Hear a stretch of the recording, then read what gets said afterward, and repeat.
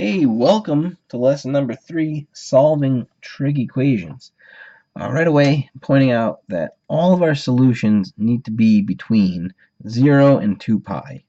Okay, technically there's a lot of infinite solutions, but we're just going to worry about the ones between 0 and 2 pi. Okay, so right away we have a problem that's saying solve 3 cotangent squared of x minus 1 equals 0. So what do we do with any of this stuff, like right off the bat? Well, you want to try to solve, right? And with any algebraic problem, you always want to try to isolate your variable, right? And I can already see something that's, something we can get rid of is this one. We're just going to add 1 to both sides. Oops. And I can start peeling away at that x, dividing by 3, right? Cotangent squared equals to 1 over 3, right? And I'm just trying to get rid of all of these things that are surrounding it, right? That square can go away by taking the square root of both sides. So now we've got plain old cotangent of x. Square root of 1 is 1, and root 3. Now we're not quite sure if this is going to be positive or negative quite yet, right? It could be either one. And the good news is that cotangent is the same thing as the reciprocal as tangent, right? So we know this thing, tangent of x, should be equal to the reciprocal, which would be plus or minus square root of 3 over 1.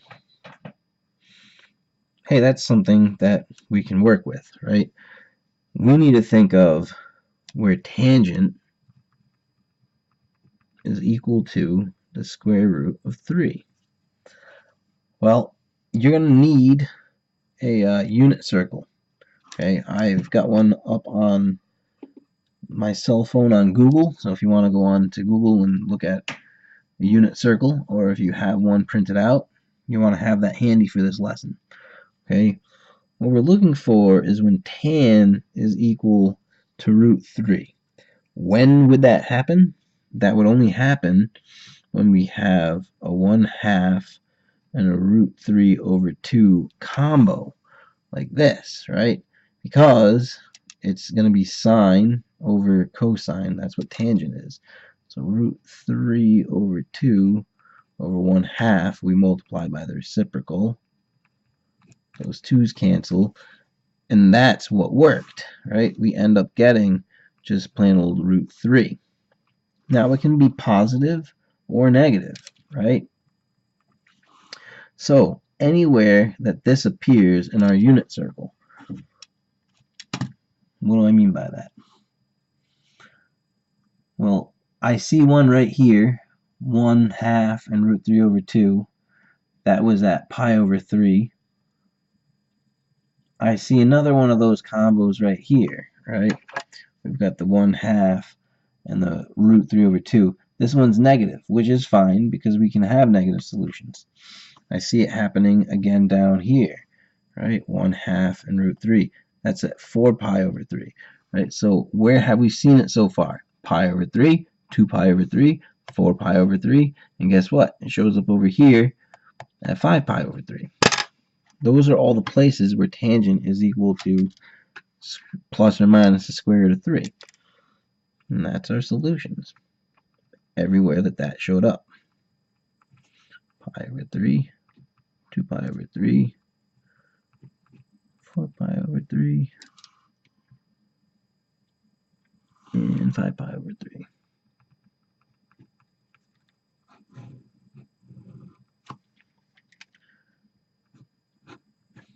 These are all the combinations. I'm not going to write them all down, but you know that this would have been the negative one, and these are each the different angles in which that would have shown up. Okay, so I want you to try this one out. Remember what we did. We started isolating the variable as much as we could. Once we got down to what tangent was equal to in the last problem, we just looked at the unit circle. Here you're working with cosine, right? You know that cosine is your x value. So keep that in mind when you try this out. Pause the video and resume it when you're ready to check your solution. All right. So isolating this variable, we're going to add 3 to both sides first. 4 cosine squared x equals 3. And if we divide by 4,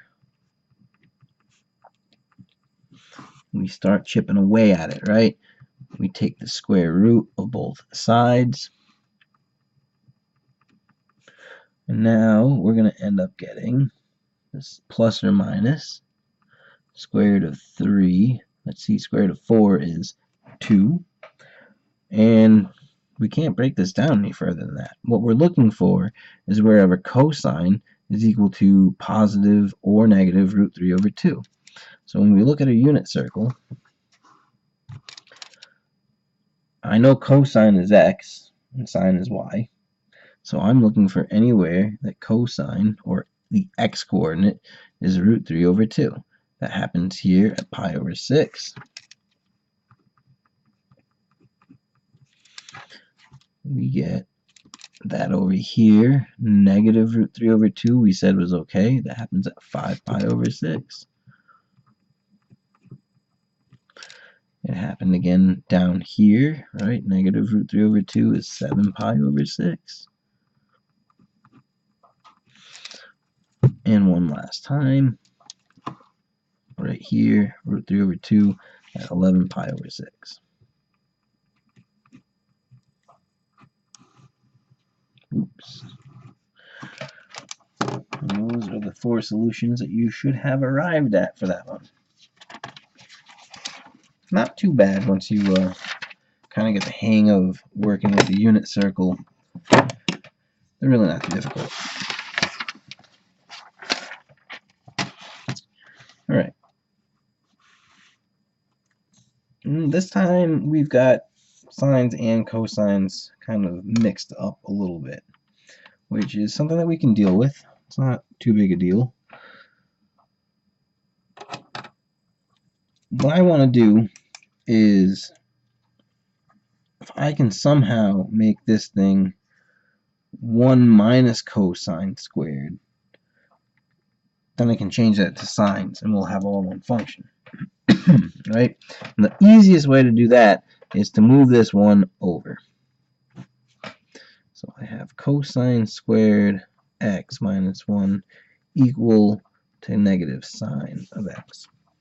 Now, this is really close to the Pythagorean identity, but I need this to be 1 minus cosine. So what I need to do is multiply by negative 1. But if I do that here, I have to do it on the other side as well.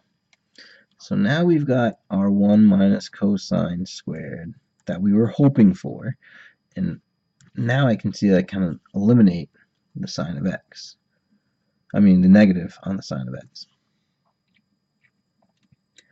Okay, this is now sine squared of x equal to the sine of x. And, well, if I can get these both on the same side, I have both signs, so I can start factoring a little bit. So I'm going to subtract this from both sides. So we've got sine squared x minus sine of x equal to 0. Nothing left over here. If I factor out a sine from both, that leaves me with sine x minus 1. Alright, so I got it all down to just sine and sine minus 1. If I take each of these individually, oops, I didn't mean to move that much, and set them individually equal to 0, then we can start looking for solutions. Sine of x equals 0. Sine x minus 1 equals 0. I have to add the 1 to both sides. So here's what we're looking for. We're looking for anywhere on the unit circle that sine is 0. Sine, by the way, is y. So let's see. Y is 0 right here at 0 degrees, or radians rather, and 2 pi radians. So those 0 and 2 pi. And then we have it happen over here as well at pi. When is sine equal to positive 1? Sine is equal to positive 1 up here at pi over 2. Doesn't happen down here because that's negative 1. But it does happen at pi over 2. So those are all the solutions that we can get.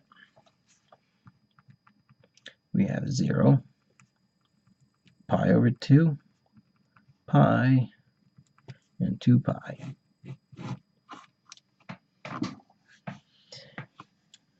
Okay, very similar problem. I want you to try out. Pause the video and resume when you're ready to check your solutions. Alright, so we have cosine of the third x equals cosine of x. If I can get this over here, I can start factoring, right? And that worked on the last one, so it's probably going to work here too. Got rid of everything from this side, so we're left with 0. If I factor out a cosine, that leaves me with cosine squared minus 1 equals 0.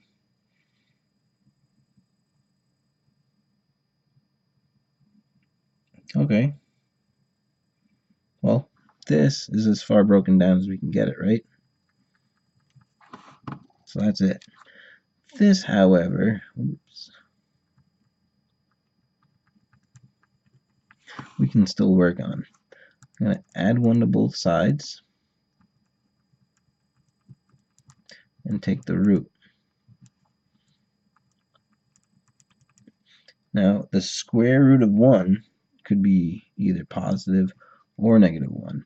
So we've got 3 things that we're checking. We're checking for when cosine equals 0. Cosine is x. So when x equals 0, or when x equals positive 1 or negative 1. So let's check out all those possibilities. X equals positive 1 at 0 and 2 pi.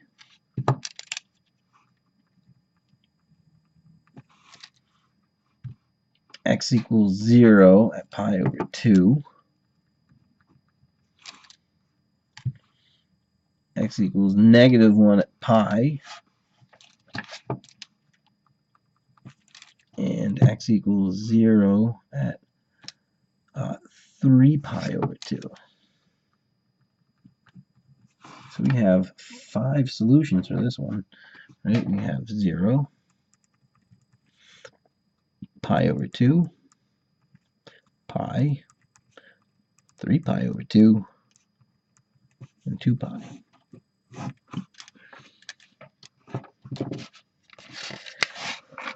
Alright, you got one more type to look at. It's going to basically be the same idea at this point. Okay, we have what looks like a quadratic that we can probably factor, right? We're going to use a trick from the last lesson, change these to x's. And then we'll change them back to signs afterwards, right? So I know that I have to have a 2x and an x because it's prime. And I know 3 is going to have to appear. The question is, where's the 3 going to appear? Do I want to put it here, which is going to make it 2 times 3, which is 6, which is going to be way too much. So it's probably going to end up over here, like this. The question is, which one of these needs to be negative? I think it's this one, right? Let's just check. That's going to give me positive 2x, minus 3x would be minus x, and then negative 3. So that worked. Okay, no problems there.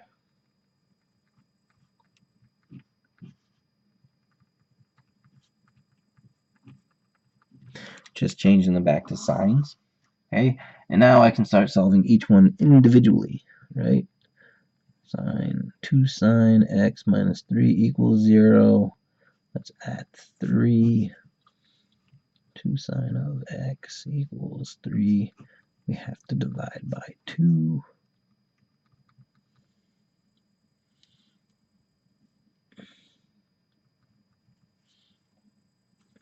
Oh, well, something happened here. We got sine of x equals 3 over 2, which is a problem because that's out of the domain.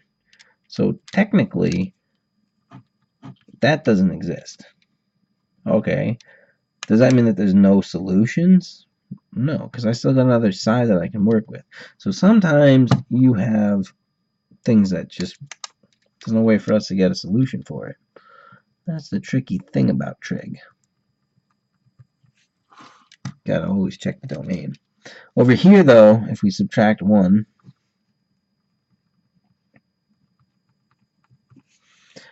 we're still inside of the domain, right? We look for wherever x equals negative 1.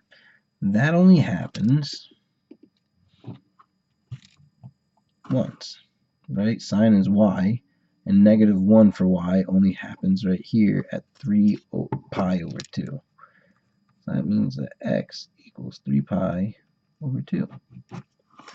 So what do we do for that one? Well, we factored, right? Set each piece equal to 0, and then look to the unit circle to see where that showed up. This happened to be out of the domain because of the 3 over 2. As long as it's within negative 1 to 1, we're going to get a solution. So you got one to try. Pause the video and resume when you're ready to check your solution. Alright, let's check this out. 2x squared minus x minus 1 equal to 0. I'm going to set it up. I know I have to have a 2 and a 1, and this is going to have to be a 1 and a 1. There's nothing else that will work. The question is which one's positive, which one's negative. This should work, right? Negative 2x plus x would be negative 1x. So that worked out well. I'm going to just put my signs back in. Now I can work with each piece independently. 2 sine x plus 1 equals 0. Subtract 1. 2 sine x equals negative 1. Divide by 2 on both sides. And we're looking at sine of x equaling negative 1/2. Okay, well, unit circle, right? Sine is y. So we're looking for y equaling negative 1/2. That happens down here at 11 pi over 6. It also happens over here at 7 pi over 6.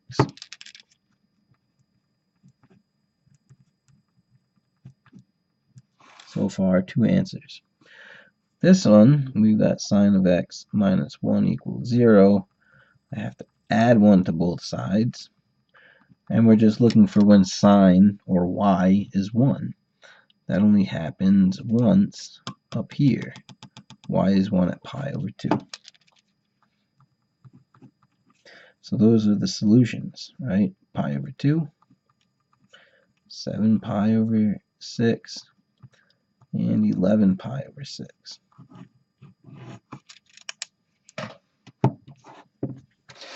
That's it for that lesson. Okay, we really just solved it by breaking it down into pieces and then checking the unit circle, working backwards. Okay, any questions you have, bring them into class. It's the best place to ask is in school. So I'll see you on the next video, which is going to be a little bit more formula oriented trig. Bye.